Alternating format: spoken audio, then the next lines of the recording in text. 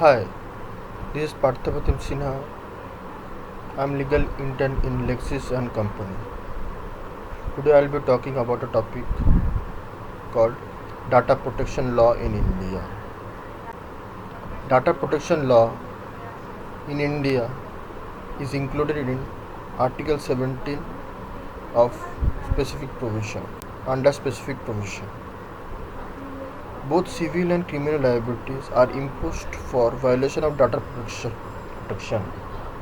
I'll talk some section. Section 43 deals with penalties for damage to computer and computer system, etc.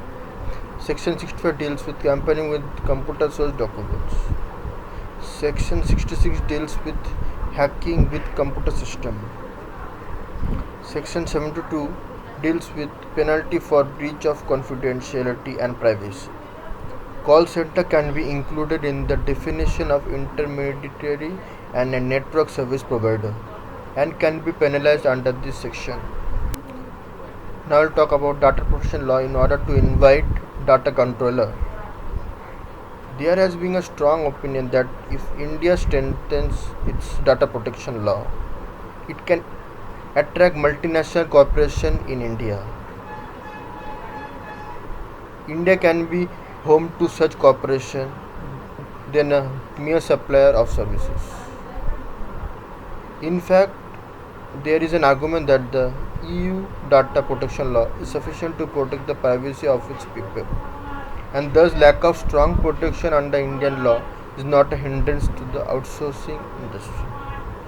To enumerate, consider company established in EU called data controller and supplier of call center services, data processor in India.